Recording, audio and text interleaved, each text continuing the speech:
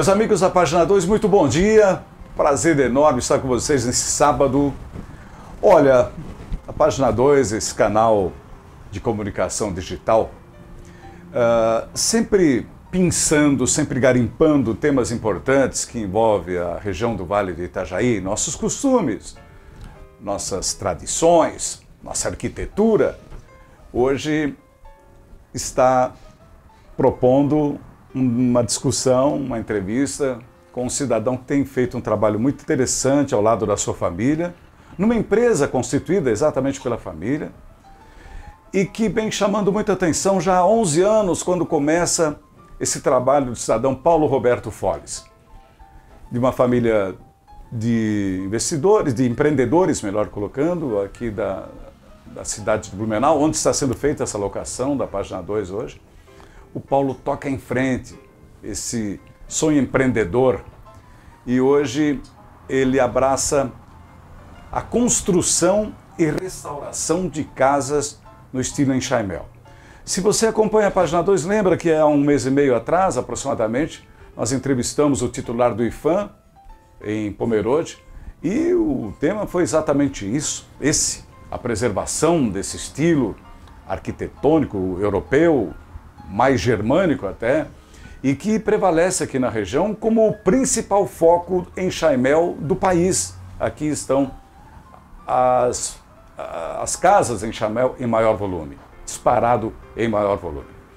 Chega um momento que, no entanto, quer se preservar tudo isso, e tem pessoas também que se interessam em morar em casas assemelhadas. São casas interessantes, vocês vão saber detalhes, como elas são funcionais e como elas são difíceis de construir, não utilizando nenhum prego. Começamos por aí. Assim é uma casa em Enxaimel. Poucos detalhes que eu estou aqui antecipando, vou deixar o meu convidado, evidentemente, fazer tudo isso e muito mais. Então hoje nós vamos entrevistar aqui o Paulo Folles, que é uma figura de grande respeitabilidade no meio, e por esse aspecto nós vemos a casa dele, ele nos recebe bem, numa varanda bem característica de casa em Enxaimel, da onde faremos essa entrevista. Paulo Folles, um enorme prazer. Ok. Obrigado por nos receber, muito bom dia, Prazer Paulo. É meu, né? Obrigado certo? E bem-vindo à nossa empresa aqui. Tudo certo? Tudo certinho, sim. Olha, o Paulo tem a casa, ao lado funciona a sua fábrica, oficina, onde ele faz todo o trabalho, mas que também tem despertado interesse de arquitetos, de engenheiros, pois a casa vira, mesmo sem querer, a oficina fábrica, às vezes um laboratório, às vezes uma escola. Me fale um pouquinho do interesse que desperta esse negócio entre as pessoas, Paulo. O pessoal tem essa curiosidade de conhecer mais sobre o Enxaimel, como ele é fabricado. Então, e você não tem outra escolha, você tem que vir na fábrica, os próprios clientes, eles querem ver, eu quero ver a minha casa sendo fabricada. Posso acompanhar, posso trabalhar um pouco, a minha casa eu gostaria de dizer para as pessoas que eu trabalhei nelas. Então o próprio cliente, ele se dispõe, ele vem aqui, poxa, o que eu tenho que fazer? Faz isso aqui, você vai cortar. Você permite isso? Eu permito isso. Que legal. Então, isso valoriza até o nosso trabalho. Imagina. O cliente, ele pode dizer assim, poxa, trabalhei na casa, eu construí minha casa, é bacana. E tem esses profissionais também que nos procuram para fazer um aprendizado a mais, e eles sabem que isso acrescenta muito na carreira deles. Então, eles já têm uma outra visão do que é o Enxaimel. O que está embutido nesse modelo de construção que pode, por exemplo, beneficiar um arquiteto, um engenheiro em instalações, em construções que não sejam Enxaimel? O que tem de segredo daqui? Aliás, me permita, deixa eu mostrar aqui. Isso aqui é um modelo, um protótipo, né? É a base de uma construção em Enxaimel. Depois a gente vai mostrar até com... Mas o Paulo pode até segurar, Paulo? Isso. Para nos dar alguma orientação a esse respeito. Na verdade, isso é muito complicado de fazer. O Enxaimel, ele é único. Ele é uma coisa assim que, desde a sua origem, ele permaneceu imutável. Ele sempre continuou com esse conceito, é tudo encaixado, como se fosse um quebra-cabeças. E você, inclusive, tem uma possibilidade de até tirar a casa de um lugar e levar para o outro. Isso só em Enxaimel tem, da antiguidade. Você tem casas hoje em dia No século XIX você teve casas pré-fabricadas também. Essa eu não sabia. Dá para tirar a casa do local?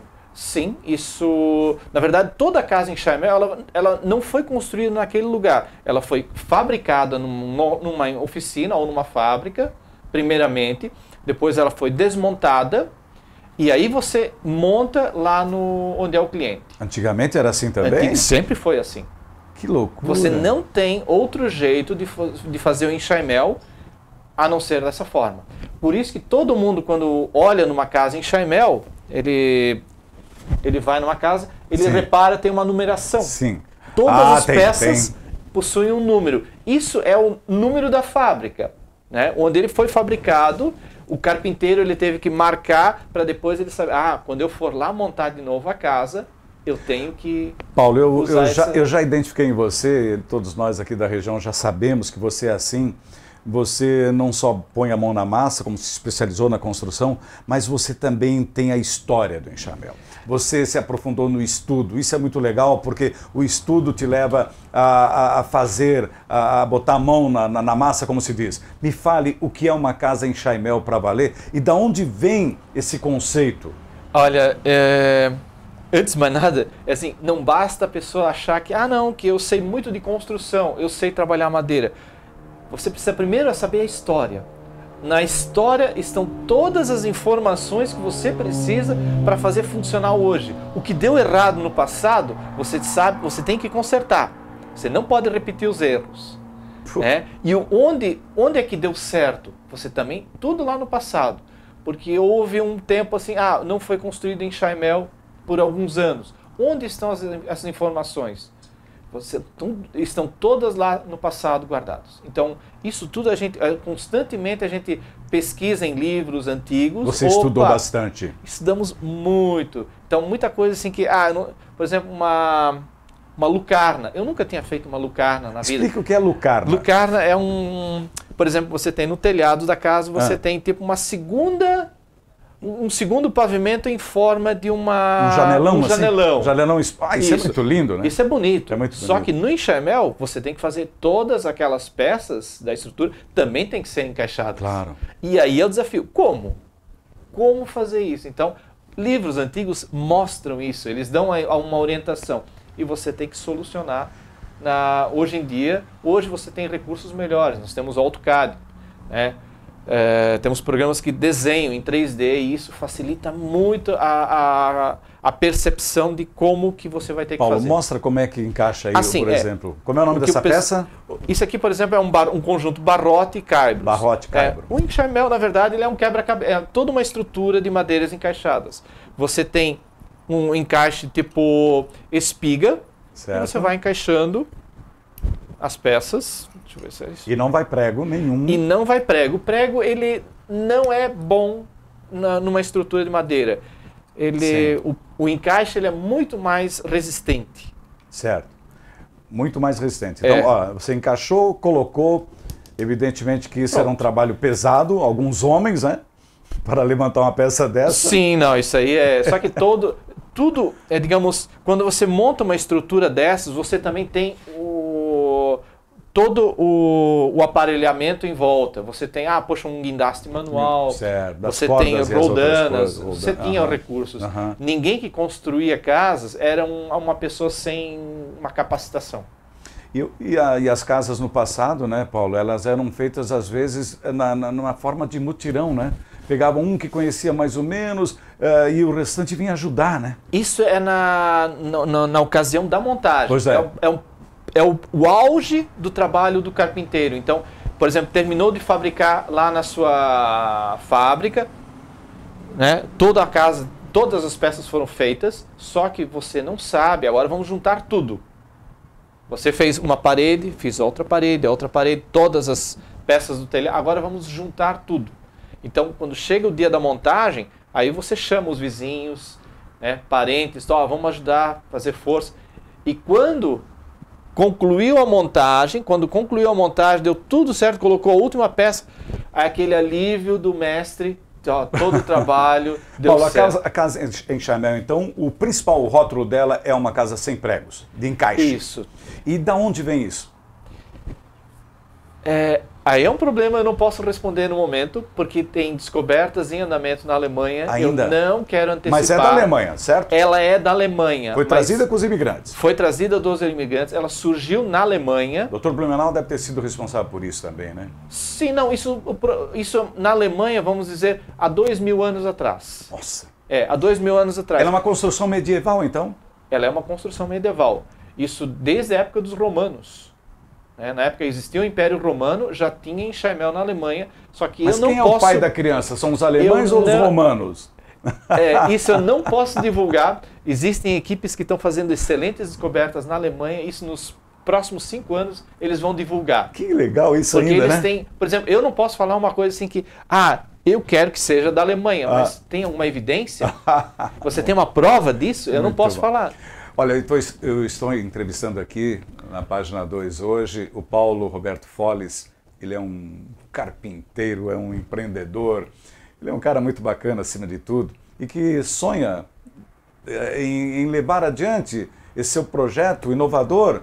Aliás, o Paulo estava me dizendo, ele nem gosta de falar do pioneirismo, mas ele é.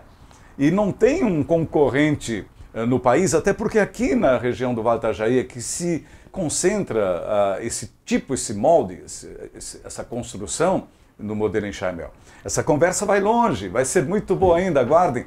Eu quero, inclusive, já aproveitar a oportunidade, vocês estão nos acompanhando em qualquer lugar do Brasil e do mundo.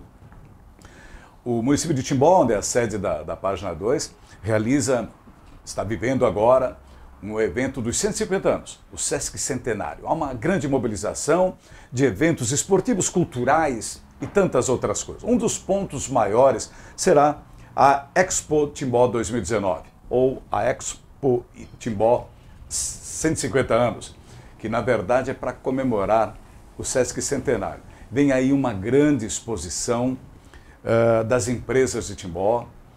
Timbó que tem mais de 600 indústrias e mais de uma centena delas irá expor seu produto, que é uma linha diversificada impressionante. Inclusive ainda tem umas 20 vagas, alguns estandes ainda estariam disponibilizados. Se você tiver interesse em colocar a sua empresa lá, entre em contato com a comissão organizadora, que compreende pessoas da Associação Empresarial e da própria Prefeitura, que é o órgão que organiza todo este evento dos 150 anos de Timbó. Timbó é uma cidade para todos. Bork, cerveja artesanal de verdade, a pioneira entre as artesanais de Santa Catarina. Dalfovo, arroz tem que ser Dalfovo, tradição e qualidade na sua mesa. Labotim, exames laboratoriais, tudo por amor à vida. Sicoob Eurovale, maior, mais forte para você. Seja um cooperado da Sicoob Eurovale. Molas Marchetti, conceito de qualidade e segurança. Medical Core, cuide bem de quem bate por você. Excelência em cardiologia. Unifique, a tecnologia nos conecta. Conecte-se já.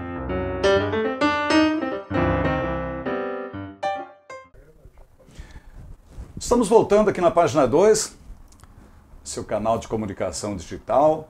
Nesse sábado, batendo um papo com Paulo Roberto Folles, um papo gostoso demais, de um carpinteiro empreendedor e que decidiu construir e restaurar casas.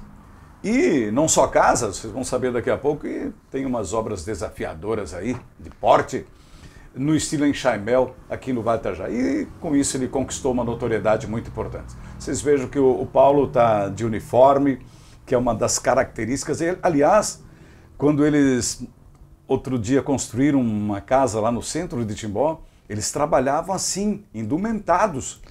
Por quê, Paulo? Qual é o segredo? Isso era para valorizar a tradição. Muito bom. Então isso tem que ser uma coisa que tem que destacar, assim, tipo, tão especial quanto é a casa, são as pessoas que fazem a construção. Então isso Mas enriquece. algo de informação do passado trouxe esse tipo de conceito? Ou seja, eles faziam vestidos assim, não? Aqui no Brasil, com certeza, os primeiros anos eles faziam. Só que, lógico, depois de 4 ou 5 anos, a tua roupa ela se desfaz, trabalhando nesse ritmo. Só que aí quando nós tínhamos os contatos com a Alemanha, aí eles disseram, olha, para fazer esse trabalho, Você tem que estar devidamente trajado. E isso também vai ser a tua apresentação junto com as outras pessoas da sociedade. Quando nós chegamos aqui, a gente precisa trocar de roupa urgente, então tá aí, está nos presenteando também com essa característica tão importante, tão singular. Olha, o Paulo tem feito algumas palestras por aí, e tem uma marcada para Timbó agora no dia 20, já está todo mundo convidado, exatamente para saber mais detalhes. O que você leva nessas palestras? E outra, por que você não deixa filmar suas palestras e você não gosta disso? É porque, assim, todo o material que nós temos ali é um material inédito. É material de uso exclusivo de quem trabalha na arte. Ferramentas, você está falando? Então, não só das ferramentas. A metodologia que a gente aplica, a descrição dos sistemas. Você, por exemplo, no nível acadêmico, você não vai encontrar essas informações no nível acadêmico. Ah, entendi. Uma universidade, uma faculdade. O que você tem lá é uma coisa limitada ao exterior da casa. O nosso é dentro, é como que você vai fabricar, o que você tem que observar, quais são os conceitos que envolvem a fabricação e a concepção, a composição da casa. É uma coisa olhar só de fora e é tudo muito bonito e não entender o que se passa lá dentro. Exatamente. É você entender a razão, por que tem cada peça naquela distância, o que tem que ser respeitado. E é muito bacana essa palestra. Você encontra muita engenharia, muita perfeição, muita técnica numa casa antiga? Sempre. Toda casa em Chaimel, ela tem... Você vê ali que o carpinteiro que a construiu, ele construiu sempre seguindo as normas do Enxaimel. Normas do século XIX, algumas em medidas imperiais, outras depois com medidas no sistema métrico. Olha só. Mas o que é medida imperial? Medida imperial minha curiosidade. Antes da implantação do sistema métrico, isso foi em 1870, praticamente todos os países do mundo usavam medidas do corpo. Então é uma polegada, um pé, né, um cúbito. Né, era essa medida. Então todas as medidas eram as medidas do soberano daquela região que ele marcava na parede e disse, isso aqui é o nosso padrão de medida. Se o rei tivesse um pé grande ia ser... Exatamente, então, ou pé pequeno para vender, né? Interessante. Então né? isso tinha e o pessoal seguia isso à risca. Então, muito interessante. Então as palestras do Paulo já deu para entender, né? O quanto elas são importantes, são ricas. Então tá todo mundo convidado para assistir dia 20 em Timbó. Depois a gente passa as coordenadas sobre onde vai ser, essas coisas todas. Tem sido bem frequentadas as suas palestras? Bem frequentadas as palestras. Mas por quem? Por alunos ou interessados apenas? Geralmente são interessados em construir, né, e profissionais da área. Isso aí é bem comum. Paulo, você falou que muito se observa do conhecimento do carpinteiro da época. Esse conhecimento, ele vem da extração da madeira, ele vem da madeira seca, como deve ser. Exato. Que tipo de madeira, Paulo, você acha nessas restaurações que eram utilizadas aqui na nossa região? Aqui predominou, quase todas as casas aqui eram feitas com canela preta. Canela preta. Essa era, assim, digamos, a mais sagrada, a mais específica para a construção de casas. Que outras madeiras você já achou nesse meio? Carvalho vermelho. Carvalho vermelho? Carvalho vermelho. A gente tinha isso? Tínhamos. É uma madeira muito rara, ela dá mais na parte de baixo de Santa Catarina, assim, mais no litoral. Certo. Ela não é a das mais preferidas, mas para carpintaria ela é boa. Então, as madeiras de carpintaria, elas não são bonitas, elas têm rachaduras, elas Sim. têm marcas, você tem jacatirão, é uma madeira que é comum aqui na região, Sim. Ninguém gosta, porque ela tem um monte de defeitos. Mas o carpinteiro gosta. O carpinteiro serve, ela tem um custo bom, boa de trabalhar, Como durável. é que você usa hoje para construir uma casa nova? Qual é o teu recurso? Olha, o que nós temos tudo depende de uma licença ambiental. Claro. Né? Você tem que, então, o madeireiro, ele tem aquela... Às vezes ele até consegue, se é digamos, uma propriedade dele mesmo, ele consegue extrair a própria canela preta que ainda tem, né? A própria canela preta, ele pode extrair e com isso ele faz a casa dele. Então, Sim. esse é a gente usa o que está disponível no mercado. E você tem um compromisso, parece ético, moral, com a preservação do estilo antigo de construção. Você não larga a mão disso, Paulo. Qual a importância de se manter fiel? Nós temos aqui na nossa região, aqui no Brasil, o que veio para cá é o sistema medieval alemão. Isso é um sistema que eles lá seguem à risca já há mais de 1000 anos. É extremamente, assim, digamos, na nossa técnica, é o mais simples, mais robusto e você pode fazer todas as peças encaixadas. Então isso, ele tem é a arte da construção. Então, e a gente segue justamente porque é o que nós temos em mais comum aqui. Os alemães gostam de fazer isso com a sua cerveja, eles fazem, né? São critérios que têm que ser utilizados. Você não precisa minimamente. Você não precisa, para ser bem qualificado, você não precisa fazer uma coisa especial. Basta seguir nas normas 100%. Paulo, qual é o interesse do mercado no seu trabalho? Tem muita gente que vem aqui contratar o tecido, quer uma casa em Chaimel. Quem quer uma casa em Chaimel? Que perfil é esse? Eu não faço muitas perguntas desse tipo. Eu só pergunto quando que você quer a casa pronta, né? E que tamanho que você quer a casa. Então essas são as duas perguntas. Eu não pergunto por que você está comprando comigo, né? Claro. Mas eu acredito assim, todos os nossos clientes, eles têm assim, nem todos têm origem germânica, mas todos eles querem algo germânico para enriquecer a sua vida, a sua espiritualidade.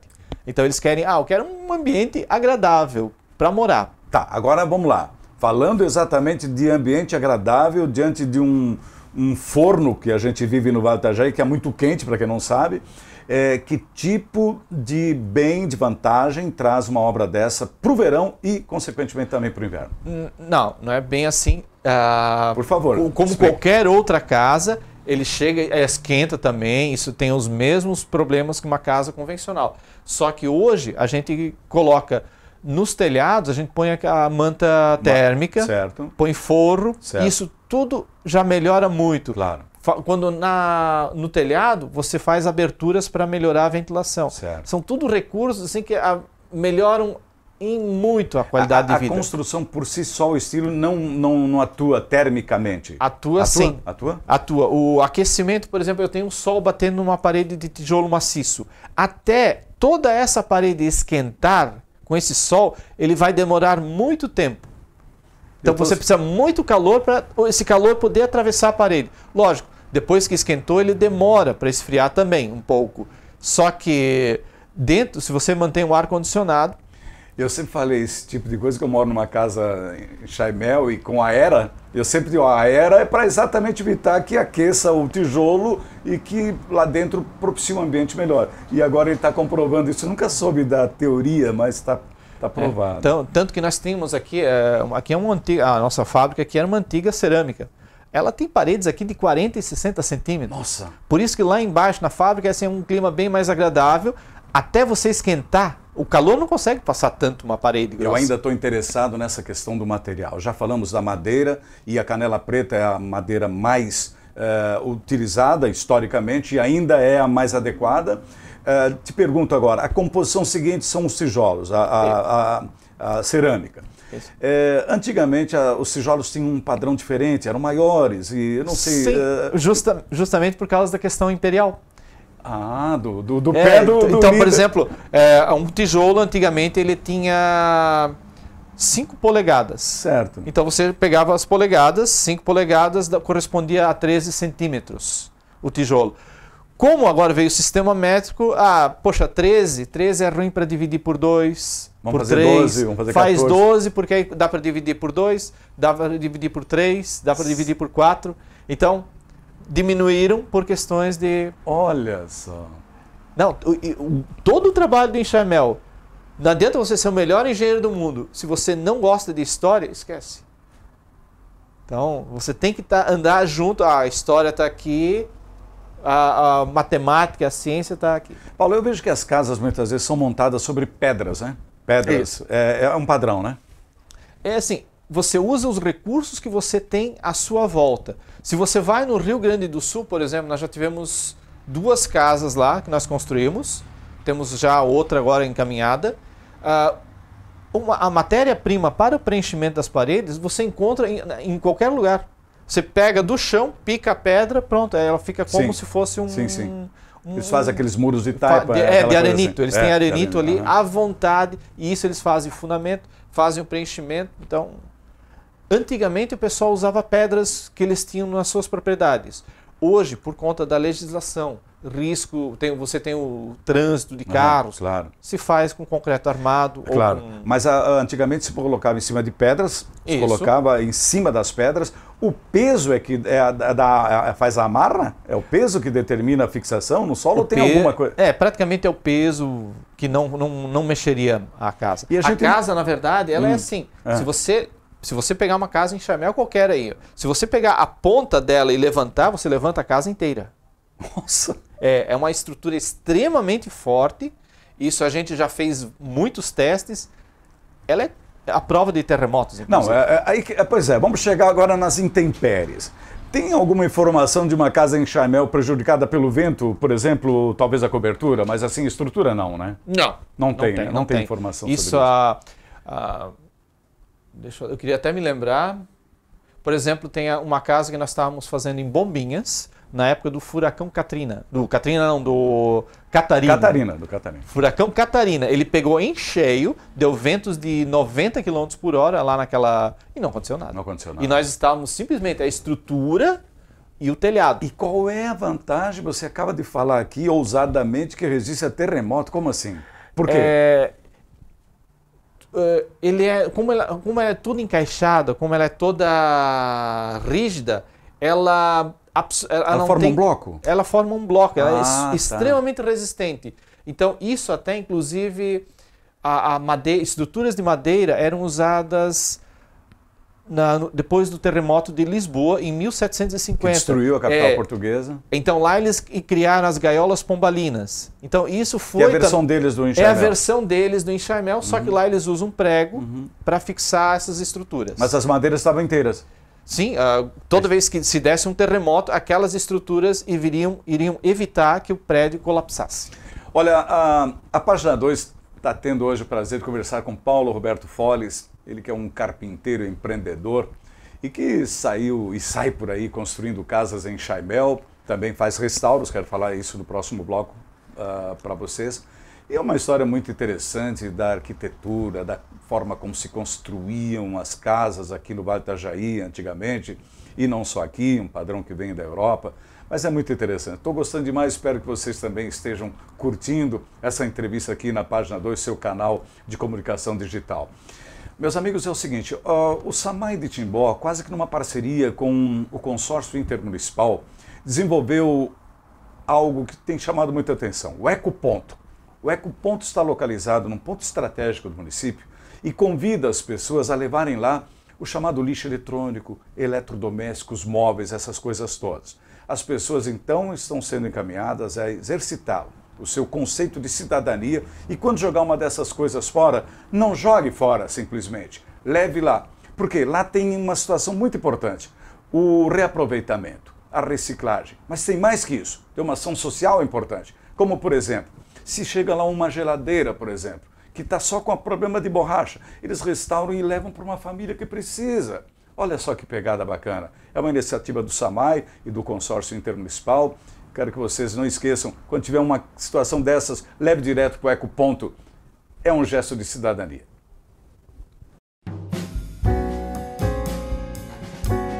Bork, cerveja artesanal de verdade. A pioneira entre as artesanais de Santa Catarina. Unimed. Quem escolhe viver bem, escolhe a Unimed. Tapioca, choperia e restaurante, a qualquer dia, a qualquer hora, é muito bom. Sicoob Eurovale. Maior, mais forte para você. Seja um cooperado da Sicoob Eurovale.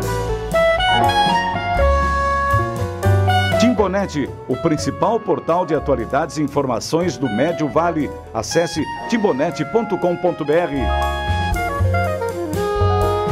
Farma Nova, cuidando de você e da sua família em todos os momentos. Instituto Vidas, excelência em qualidade, levando a saúde para mais perto de você. PUC Contabilidade, dinamismo e experiência, uma das mais competentes equipes de contabilistas da região. CDI Monte Verde, método Montessori de aprendizado. Muito amor e segurança para o seu filho.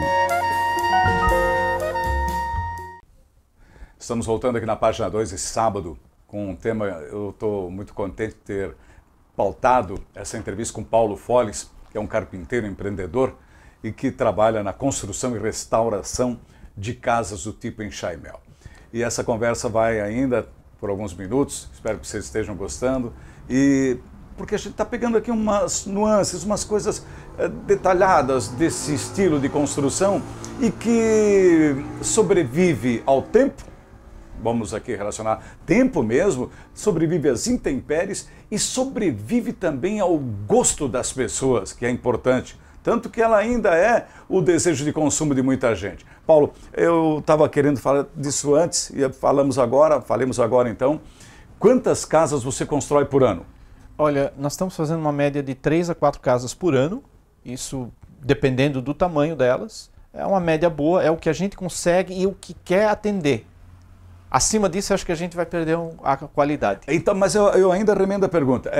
Tem público, ou seja, tem cliente para mais? Tem clientes. Então você tem gente anotada que está na fila de espera? Temos uma fila de espera. Às vezes a pessoa, não, eu quero uma madeira mais especial.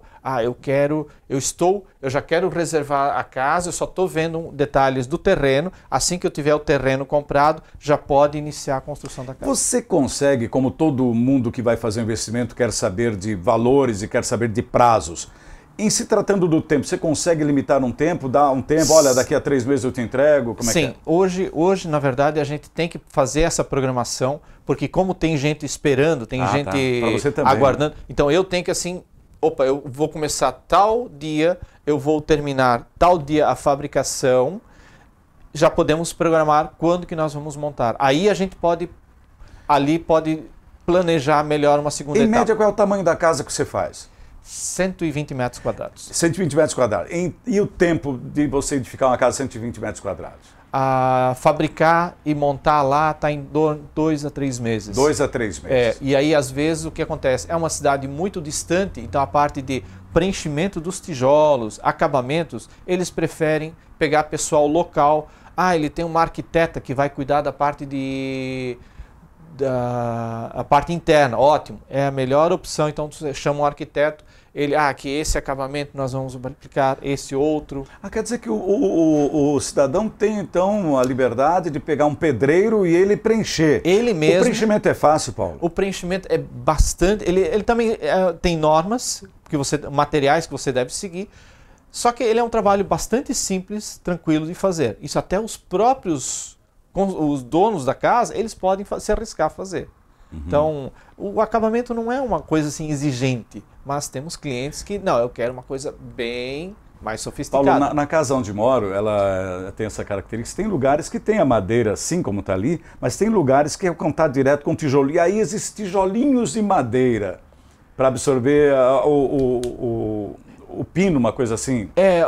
O que às vezes o pessoal tem é um bloco de madeira. Isso, um bloco de madeira. Para fixar portas e janelas. Os caixilhos, essas coisas, né? Então é o único, eles não tinham chumbadores na época. Então esse era o recurso que eles têm que fazer. Construir é mais fácil do que reconstruir, não, recuperar, recauchutar uma obra, restaurar, que é o termo que eu queria.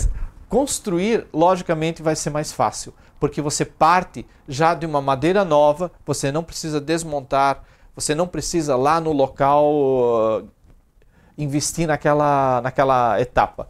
Então, por exemplo, o restauro, geralmente quando nós avaliamos uma casa, nós queremos um trabalho bem feito, de cima até embaixo. Entendi. Então, tem casos que o fundamento tem que ser refeito. É um fundamento que às vezes foi feito há 150 anos, foi improvisado. Hoje passam carros, veículos pesados, aquilo ali não suporta mais, então a gente é obrigado a refazer tudo na casa, para garantir mais 100 anos ou 150 anos. Isso dá mais trabalho. Isso não é tão trabalhoso assim. Um restauro, a grande vantagem é, você já tem o projeto ali pronto. Você simplesmente vai trocar o que está ruim mesmo, E toda a matéria-prima já está lá. A metade da matéria-prima está lá. Você só vai completar com madeiras que faltaram. Então, hoje a gente faz também uma questão muito importante. Se a casa será para uso da pessoa ou se ela será um memorial, se ela vai ser um museu. As duas formas têm tratamentos diferenciados. Se ela vai ser usada, eu quero usar eu quero essa casa, eu quero restaurar ela e quero para eu e minha família usarmos, vivermos nela. Sim. Opa, essa casa passará por adaptações. Entendi. Então ali eu vou colocar, por exemplo, eu vou ver onde eu posso colocar um banheiro na técnica enxaimel correta. Certo. Eu vou adaptar, por exemplo, no sótão, vou ter que fazer uma abertura para melhor ventilação, Certo. transformar um sótão, talvez quartos, dormitórios em cima. Então isso tem adaptações que são bem rígidas. Eu também tenho que fazer. Antes de vir aqui conversar com você, Paulo, eu fiquei sabendo que você trabalha também numa restauração e me pareceu um grande desafio de uma sociedade chamada União e que fica no caminho que vai a Massaranduba, um município próximo daqui, e que esse é o seu maior desafio? Hoje, em tamanho, ele é. Qual é o tamanho? O nome dele, na verdade, é Salão Kunze, que ele é mais conhecido aqui na região. Ele pegou fogo ano passado, teve um incêndio nele, provocado, foi criminoso, e desabou parte do telhado. Então a prefeitura entrou em contato conosco, a comunidade da Vila Itoupava pediu, e a Vila Itoupava atendeu, e a prefeitura conseguiu recursos para fazer o restauro, para recuperar esse salão. Só que nisso houve um acordo, o salão ele ia sair lá onde ele estava, abandonado, isolado, e ele vai para um novo local junto da Fundação Cultural na Vila Itoupava. E aí, mexer nessa estrutura toda, de quantos metros? Para nós isso é uma grande satisfação. Nós estamos salvando, nós estamos resgatando um ponto muito importante na nossa história da cidade. Apesar de não ser um bem tombado, para nós ele tem um valor imenso. É uma das construções mais magníficas que nós temos aqui na cidade. E hoje ela está lá, assim, e a partir do ano que vem, ela vai estar num ponto que todo mundo vai poder ver. Ótimo. Lá ela estava abandonada. Mas qual é o tamanho mesmo dessa obra? Ele tem 14 metros de frente e 14 de profundidade. É um salão enorme, só que ele tem uma característica bacana. As peças grandes, esses barrotes aqui, as peças têm 9,5 metros. São monstros, monstros. Essa madeira era tirada daqui, do quintal das pessoas, né? Mas olha aqui, uma árvore que dá uma tora de 9 metros. Exato, é uma peça, uma única peça. Sim. Mostra para a câmera ali. O barrote é essa peça aqui, ó. Sim. Ela aqui, normalmente a gente tem 4 metros, 5 metros, até 7 metros. 9,5 metros não tem nenhuma serraria no estado que tenha essa capacidade. E aí? Isso faziam manualmente? Faziam manualmente.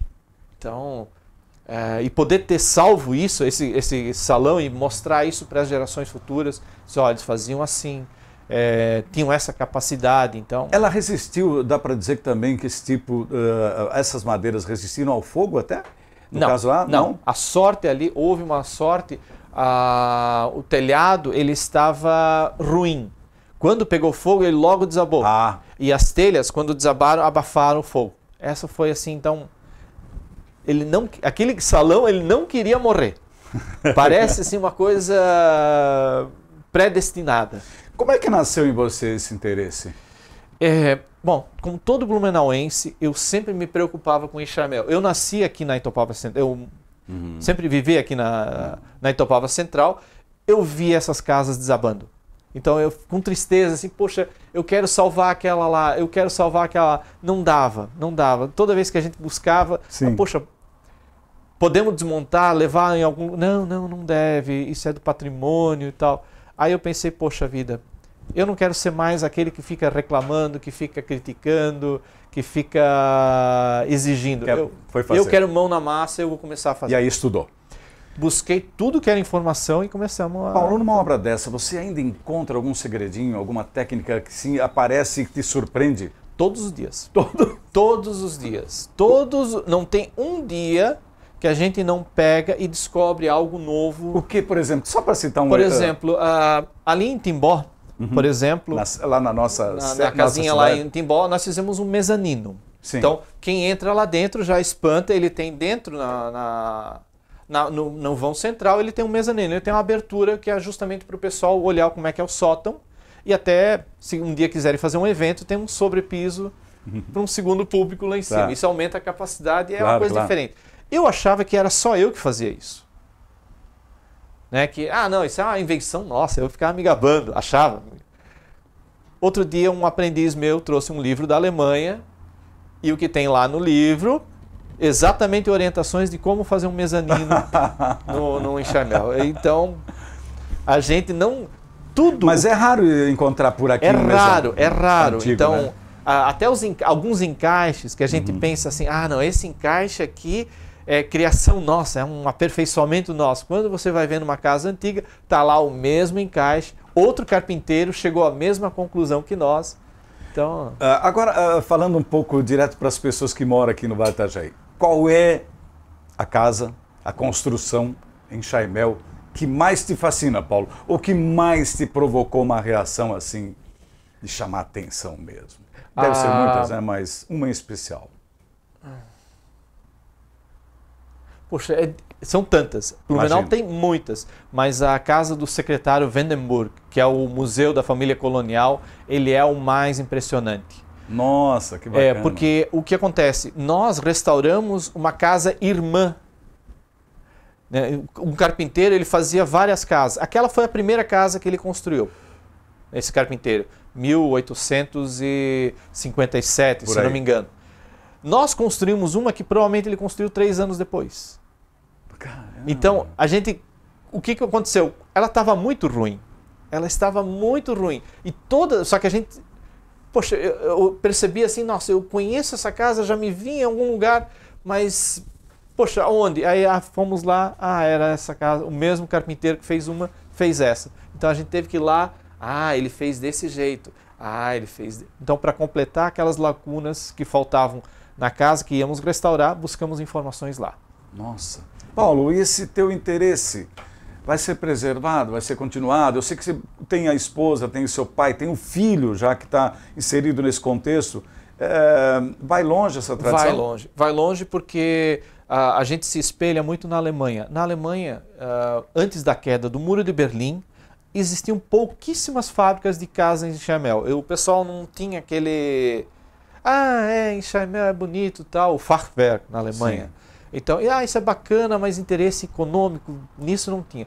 Quando tinha 2 fábricas que faziam em Chaimel lá. As outras eram só oficinas assim de restauro. Quando caiu o Muro de Berlim, então houve uma grande migração de antigos carpinteiros tradicionais, assim, foram se misturando na Alemanha. Hoje, são 116 fábricas de casa em Chaimel. Nossa! Ou seja, 30 anos depois, a coisa disparou a fabricação. O consumo, até eles voltaram a fabricar casas. Existe, inclusive, tem um escritor muito famoso na Alemanha, que é o Manfred Germer. Ele já esteve no Brasil, já fez trabalhos aqui. E ele já escreveu muitos livros sobre enxamel e no último dele ele inclusive faz uma observação. Olha, sei que eu errei, eu falei há 30 anos atrás, mas ninguém nunca podia imaginar que o enxamel um dia podia voltar a ser uma... E voltou com essa força. Com essa força. Você já recebeu visita de alemães aqui interessados no nosso estilo? Porque evidentemente que teve uma época que ele parou de ser construído. Você mesmo admitiu. Parou. Hoje, o que acontece? O mercado na Alemanha... O que eu sinto, o que a gente vê, lá ele está bem saturado, tem bastantes indústrias, tanto que eles agora estão buscando outros mercados. Então, inclusive, esses que vêm para cá, eles vêm buscar novas técnicas, novos mercados. Então, eles vão explorando. Eles vêm assim com aquele, vamos fazer uma peregrinação que eles fazem tradicionalmente. Sim. Vamos para o Brasil, lá tem tanta madeira, tem um clima, tem população alemã. Vamos ver o que eles fazem. Então aqui eles olham, as máquinas que nós estamos usando, olha só, eles usam isso aí. Que madeira vocês estão? Aquela ali. Que encaixe vocês estão usando? Esse aqui. Então isso foi uma coisa que eles comentaram aqui com a gente. Puxa, vocês ainda fazem 100% encaixado. Isso vale muito. Isso, só falar respeito. Isso é muito respeito. É totalmente artesanal, né? Não.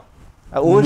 Hoje em dia, a gente tem que alcançar um custo que seja possível de vender. Você que puxou o assunto, você que me permite fazer a pergunta. Quanto é que custa uma casa de 120 metros quadrados? O mesmo que uma casa convencional.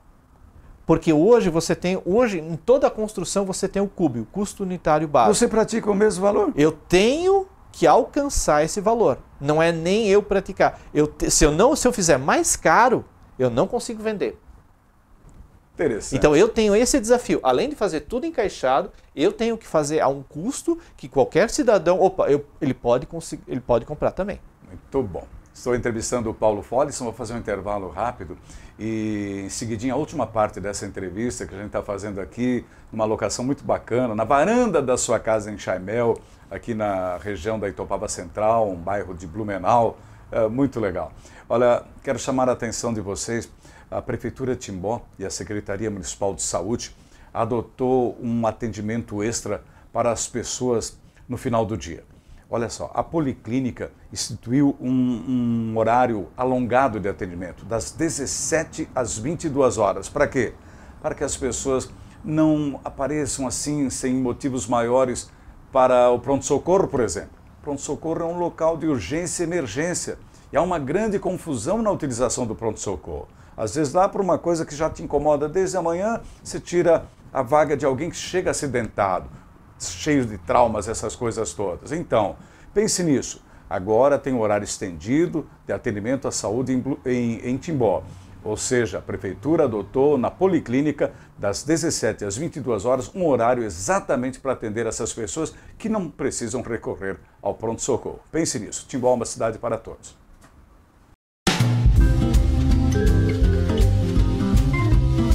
Linson, marca de valor e confiança em implementos rodoviários em todo o Brasil. De Krieger, o ponto certo da moda do Médio Vale do Itajaí para toda a família. Labotim, exames laboratoriais, tudo por amor à vida. Dalfovo, arroz tem que ser Dalfovo, tradição e qualidade na sua mesa. Marcel Alexandre, moda masculina para todos os momentos do dia. Krambeck, referência na distribuição de peças no Vale do Itajaí desde 1962. Couto Dedetizadora, segurança e qualidade no controle de pragas. Sacolão JK, boa procedência e muita qualidade em frutas e verduras. Meus amigos, estamos voltando. Parte final da entrevista com Paulo Follisson, carpinteiro e empreendedor. Desde há 11 anos atrás ele está nessa pegada, interessante porque ele é apaixonado, a gente sente, estudioso, já remeteu também a família a cuidar desses interesses, que virou um negócio da própria família, que é bastante interessante, na construção e restauração de casas em Chaimel, não só casas, monumentos, salões, como é o caso de um deles que nós já citamos no segmento anterior. Última parte da entrevista, quero agora provocar o Paulo em algumas situações que são muito importantes. Paulo, diga uma coisa, se nós temos uma tradição sendo mantida, queria saber de você, qual a informação que você sabe do mundo burocrático que envolve isso, em se tratando de isenção de tributos para quem constrói uma casa em Chaimel? Tem ou não tem? Hoje não tem. Não tem? Não tem. Deveria ter, Paulo? Eu acho que não. Por quê? Isso, digamos, a pessoa já tem um enriquecimento, já é uma coisa dela. Se a prefeitura começar a dar um benefício para essa pessoa, ela vai exigir algo em troca. Ela vai... Né, isso vai acabar acontecendo. Assim, né? Então, o correto é reservar esse benefício para os bens tombados. Mas espera aí, você tem medo da banalização, de repente vira uma coisa que descaracteriza? Não, eu acho que assim, quem tem uma casa dessas, ele gosta de preservar, de mantê-la do jeito dele. Se depois vem a prefeitura e diz, olha, eu quero que tu tire aquela árvore, porque a árvore está escondendo a tua casa. Ah, tu botou uma cerca muito alta. Eu não quero porque você está ganhando benefícios.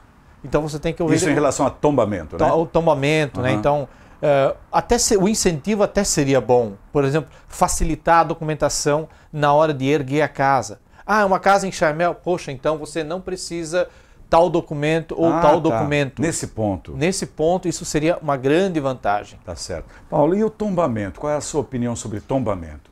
O tombamento, ele é uma situação bem importante para cada cidade, só que ela não pode, ela é um mérito para cada família. Por exemplo, a família tem um bem, uma casa, que foi preservada por décadas. Chegou hoje graças àquela família. Ela tem que ter o reconhecimento do governo. Então, poxa, isso é o tombamento. Poxa, vamos reconhecer, a casa será tombada, né? Só que, poxa, isso não pode virar uma dor de cabeça. Então, isso é um... E geralmente vem com dor de cabeça, né? É uma honraria. Então, isso não pode ser banalizado, não pode ser usado como uma ferramenta. Ah, aquele casarão está caindo aos pedaços, vamos tombar ele e isso vai forçar a ser restaurado. Não, já estão banalizando a função do tombamento. Então, conseguiram manter aquela casa em boas condições, né? Ganham mérito. Né? E vai ser tombado. E deveria ser limitado a poucas casas por cidade, aquelas que realmente representam a cultura, os pilares da cultura local, e não querer fazer uma coleção, temos 300, 400 casas tombadas. O IPHAN instalou agora recentemente o escritório avançado aqui em Pomerode, muito próximo, com a responsabilidade de cuidar desse patrimônio que eles entendem seja um patrimônio dos mais importantes. Conseguiu-se verbas através da ingerência política junto à presidência do IPHAN, no sentido de restaurar casas. Não estamos falando de tombamento, de restauração de casas. Isso. 200 ou 300 e poucas moradias já estariam sendo, nesse momento, selecionadas para esse tipo de coisa. Isso é positivo? Totalmente. Se existe um tombamento, um grande número de casas, mas garantem recursos, se o governo consegue garantir recursos, aí está correto. Você não gosta de oba-oba, você gosta de, se tiver dinheiro, banque então, né? Isso, exatamente. Ajude, não de retórica apenas. Né? Por isso que eu digo, o tombamento tem que ser à altura do benefício que você vai ganhar com ele também. Então não adianta simplesmente tombar e jogar toda a responsabilidade no proprietário, às vezes ele não está restaurando porque realmente não tem dinheiro.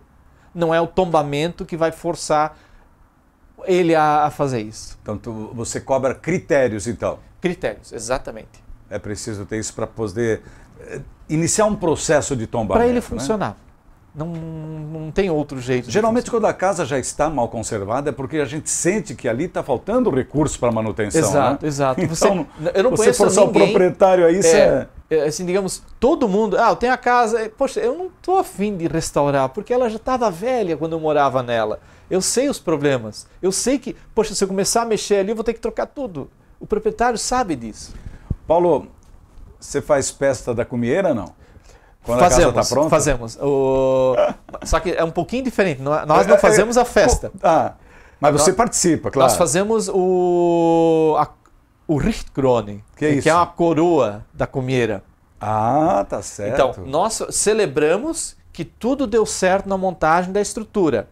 A festa é uma consequência. O proprietário vê nossa alegria, a nossa satisfação profissional, quando a última peça é colocada na estrutura. Tá. Então, nós erguemos uma coroa sobre a casa. Uma coroa como? Uma coroa de flores. Né? Nós fazemos uma coroa, botamos vegetação local. Como essas guirlandas de Natal? Isso, assim, exatamente. Nós colocamos sobre a casa e isso é pronto. Paulo, que satisfação te entrevistar. Ok, então. Muito obrigado. Eu fico realmente grato em nome das pessoas que acompanharam aqui na Página 2 e nós da Página 2. Somos muito contentes, o Cristiano e eu, no sentido de poder fazer esse trabalho contigo e de levar adiante essa técnica tão especial, tão bonita, tão interessante, acima de tudo, tão audaciosa, né? De fazer casa sem nenhum prego, apenas com encaixes e preservando a tradição medieval aqui na nossa região também. Fico muito grato, Paulo. Foi um prazer. Eu que agradeço. Obrigado. Boa sorte para você. Obrigado.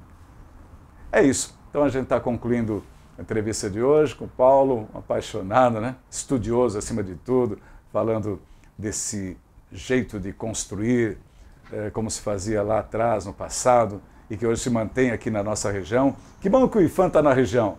E fique de olho, IPHAN, nessas coisas todas relacionadas ao enxaimel que está por aí, para que ele seja preservado e siga adiante como um marco histórico, que ele seja a atração turística, né, que a nossa região pode oferecer aos visitantes. Meus amigos, tenham todos um bom dia, um bom final de semana. Sábado que vem, com certeza, um outro assunto palpitante estará aqui na tela da página 2. Bom dia. Calhas Timbó, tecnologia e muita qualidade.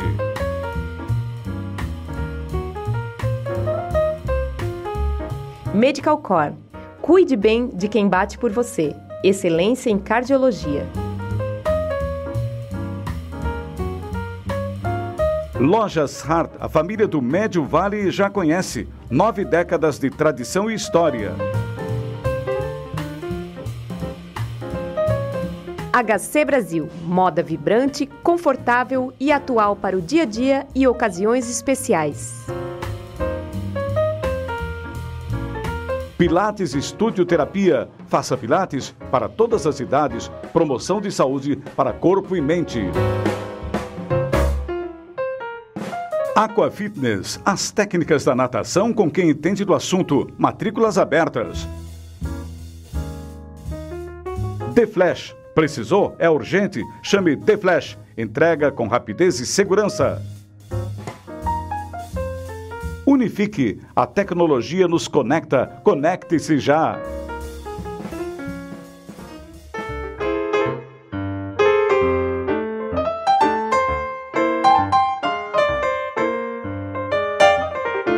Você ouviu na Rádio Página 2 o programa Carlos Henrique.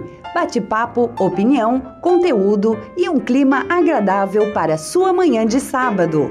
Um bom sábado para você e até breve.